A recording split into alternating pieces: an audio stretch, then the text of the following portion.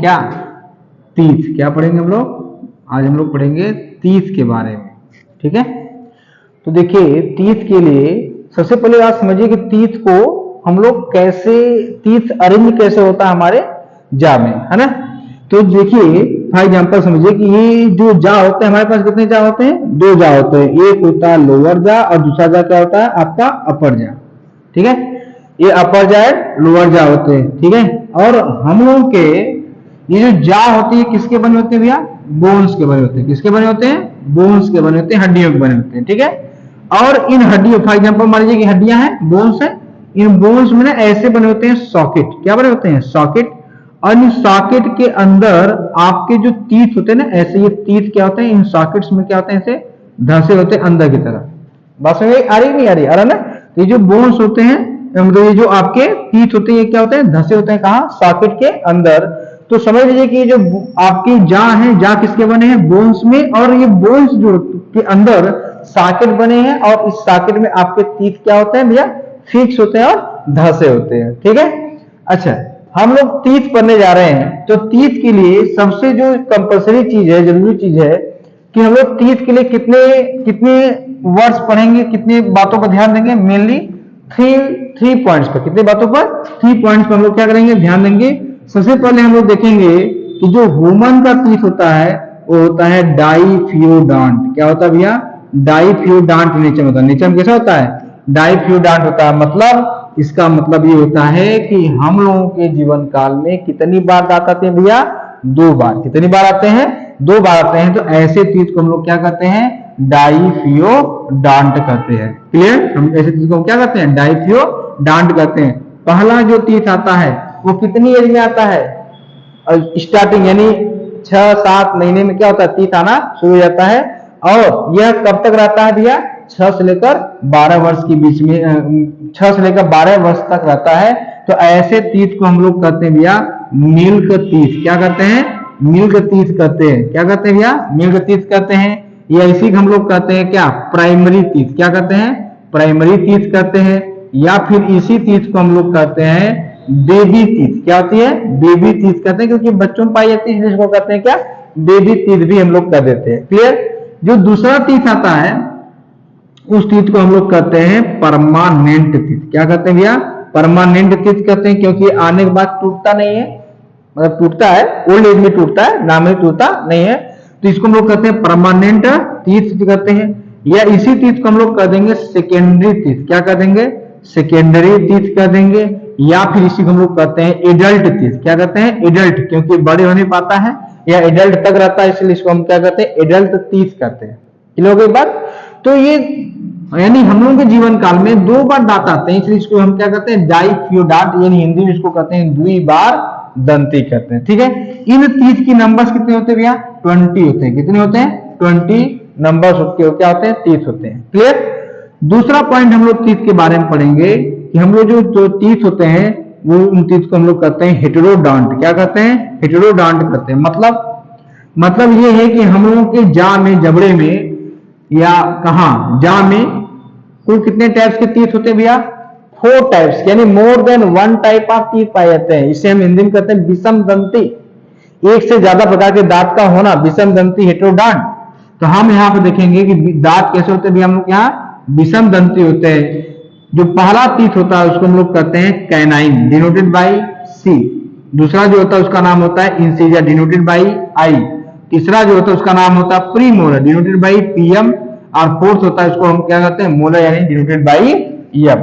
Clear हो गया। इन सब का अपना अपना फंक्शन होता है। फॉर एग्जाम्पल कैनाइन का फंक्शन होता है कटिंग। क्या होता है, कटिंग करना, फूड को कट करना। हम रोटी काटते हैं, सेब काटते हैं, जो भी चीजें काटते हैं किसको द्वारा काटते हैं, बाय द कैनाइन, इसलिए इसको क्या कहते हैं, कटिंग टीथ कहते हैं। दूसरा जो होता है इंसीजर, इसका काम होता है टीयर करना। क्या करना, टीयर करना या टीयरिंग करना, यानी भोजन को फाड़ना। भोजन को फाड़ने का काम कौन करता है, इंसीजर करता है, ठीक है।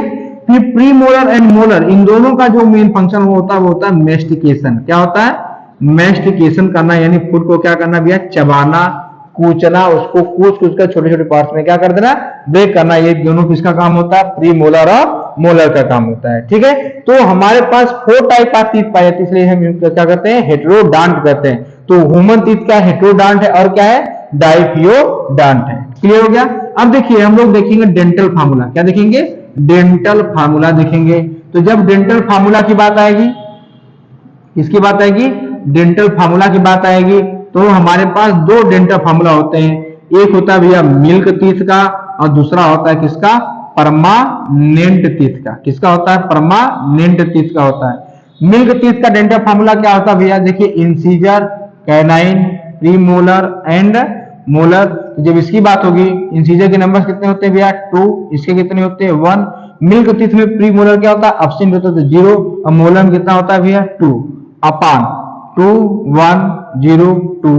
अब ये जो अरेंजमेंट है कैसे है, देखिए अपर जाम में भी जितने नंबर्स होते हैं और लोअर जाम में भी क्या होते हैं, जैसे यहाँ पर 20 टीथ है, तो 10 कहाँ है, अपर में है, 10 कहाँ है, लोअर में है। लेकिन आधे दांत इस साइड है, आधे दांत इस साइड, यानी बीच से। उसी प्रकार आधे दांत इस साइड है, आधे दांत इस साइड, यानी 5 इधर है, 5 इधर है, 5 इधर है, 5 इधर है, इस तरीके से। देखो यहाँ पर 2 into 1 कितना हो गया 3, 2 plus 1 कितना हो गया 3, plus 2 कितना हो गया 5, 5 plus 5 कितना हो गया 10, 10 into कितना हो गया 2, तो 10 into कितना हो जाएगा भैया, 2 कितना हो जाएगा 20, यानी कुल कितने दांत हो गए, 20 दांत हो गए, 20 टीथ हो गए। उसी प्रकार जब हम परमानेंट टीथ की बात करेंगे, हम जब परमानेंट टीथ की बात करेंगे तो यहाँ पर देखिए इसका डेंटल फार्मूला क्या होता है, incisor, canine, premolar and molar. जब इसकी हम बात करेंगे यहाँ होगा 2 1 2 3 अपान 2 1 2 3 इंटू 2 इक्वल टू 32। तो यहाँ पर कितने दांत हो जाएंगे भैया, 32 टीथ हो जाएंगे, किसमें, परमानेंट टीथ में। इसमें भी जो मोलर वाला टीथ होता है वह, उसमें एक जो दांत होता है वो सबसे लास्ट में आता है ना, 26 साल 27 साल में आता है ना, 25 साल में आता है। इस टीथ को लोग कहते हैं विजडम टीथ। क्या कहते हैं, विजडम टीथ कहते हैं, या हिंदी में कहते हैं दाढ़ का दांत। यानी ये जब दांत आता है तो ऐसा मानते हैं कि भैया बुद्धि आ जाती है ना, तो बस क्या होती है, बुद्धि आ जाती है। तो इसका मतलब क्या है कि यह दांत क्या होता है, बहुत ओल्ड एज में आता है। और इसको हम एज ए कह सकते हैं कि हम लोग मानते हैं कि यह इस दांत का कोई यूज नहीं होता है। ये एक प्रकार से कह सकते हैं कि हमारे बॉडी में या हमारे जाम में कह सकते हैं एक प्रकार वेस्टिजियल ऑर्गन की तरह होता है, जिसका बहुत ज्यादा यूज नहीं होता है। क्लियर हो गई बात। तो ये हो गया आपका डाइफियोडॉन्ट, डेंटल फार्मूला एंड हेटेरोडॉन्ट। क्लियर हो गया। अब देखिए जो सबसे इंपॉर्टेंट चीज है वो है कि हमारे टीथ का स्ट्रक्चर कैसा है। ठीक है, तो स्ट्रक्चर ऑफ टीथ की जब हम बात करेंगे तो यहाँ पे देखिए स्ट्रक्चर ऑफ टीथ क्या हुआ है, बना हुआ है। हमने बताया कि हम लोगों के जो टीथ होते हैं वो भैया बोन्स में क्या होते हैं, धसे होते हैं, यानी बोन्स जो होते हैं उसमें सॉकेट होते हैं। ठीक है, ये हमारा बोन्स, इसमें सॉकेट बने होते हैं, और इस सॉकेट में हमारा टीथ क्या होता है, धसा होता है।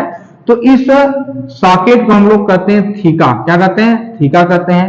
तो ऐसे दांत, ऐसे दांत टीथ जो होते हैं वो जो मसूड़ों के, मतलब मसूड़े नहीं कहेंगे हम लोग, जा कहेंगे, जा के बोन्स में धसे होते हैं, टीथ धसे होते हैं दांत, ऐसे टीथ को हम लोग कहते हैं थीकोडॉन्ट। क्या कहते हैं, थीकोडॉन्ट कहते हैं। यानी ऐसे टीथ जो जबड़े में, बोन्स में धसे होते हैं उनको हम क्या कहते हैं, थीकोडॉन्ट कहते हैं। ठीक है, तो देखिए यहाँ पर और एक बात ध्यान दीजिए, इस तरीके से हो गया हमारा बोन, और बोन के आप देखिए हो गया हमारा बोन, बोन के जस्ट अपर साइड क्या होगा आपका भैया, गम्स होंगे। क्या होंगे, गम्स होंगे, और गम्स के ऊपर क्या होगा आपका, टीथ होगा। क्या होगा, टीथ होगा। क्लियर हो गया।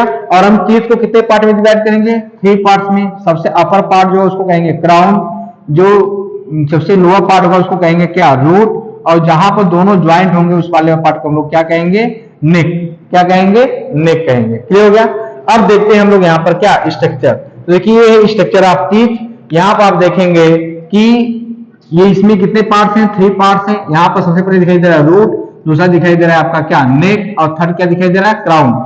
सबसे ध्यान देने बात है कि रूट एकदम दिखाई नहीं देता है, क्राउन जो होता है वो सबसे ऊपर भाग होता है, सबसे ज्यादा दिखाई देता है, और नेक जो होता है जहां पर गम्स, मसूड़े जुड़े होते हैं, उसी वाले पार्ट को हम लोग क्या, वहीं पर क्या होता है, नेक क्या होता है, प्रेजेंट होता है। क्लियर हो गया।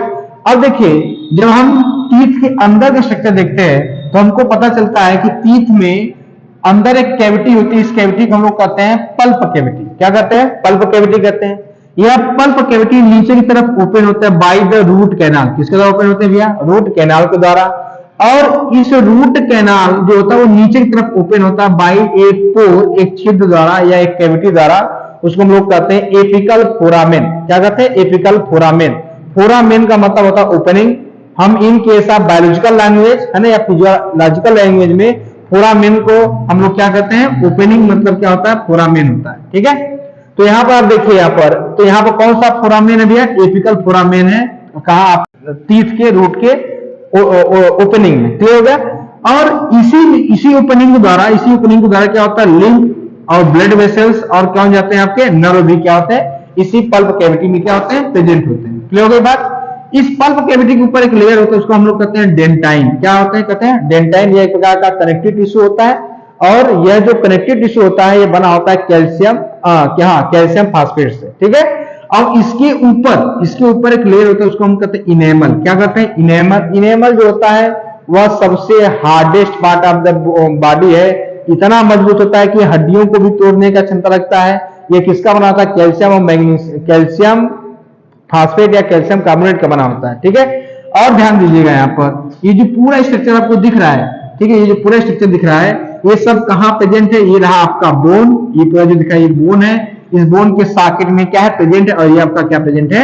गम्स हो गया। क्लियर? अब देखिए होता क्या है, कभी कभी फॉर एग्जाम्पल कि जब टीथ, ये जो गम्स दिखाई दे रहे हैं, गम्स हमेशा टीथ को क्या करते हैं? एकदम मजबूती से पकड़ रखते हैं। ठीक है, तो जब कभी भी क्या होता है, ये जो गम्स होते हैं ये जो कमजोर होने लगते हैं, है ना, खराब होने लगते हैं, तो जब हम कभी कुछ भी क्या करते हैं, ठंडा गर्म या ऐसी चीजें हम पीते हैं, तो क्या होता है कि यह किसके? इसी गम्स के माध्यम से कहां चला जाता है? आपके इस नर्व के पास चला जाता है, जिससे वहां पर क्या होती है? सेंसिटिविटी यानी झंझनाहट महसूस होती है ना।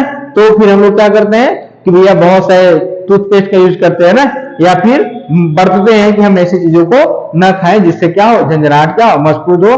और गम्स को मजबूत करने का मेन रीजन क्या होता है भैया? देखो गम्स जो है ना वो बना होता है कोलेजन का। किसका बना होता है? कोलेजन प्रोटीन का बना होता है। और यह कोलेजन प्रोटीन बनाने के लिए चाहिए क्या? Vitamin C. क्या चाहिए? Vitamin C. इसलिए हम लोगों को विटामिन सी अधिक मात्रा में लेते रहना चाहिए, ताकि कोलेजन बने, और कोलेजन से क्या होगा? आपके गम्स क्या होंगे? मजबूत होंगे, जिससे आपके दांत में क्या होगी? ये सारी प्रॉब्लम्स क्या होती है? नहीं आती है। क्लियर हो गया? तो ये है आपका स्ट्रक्चर ऑफ टीथ। ठीक है।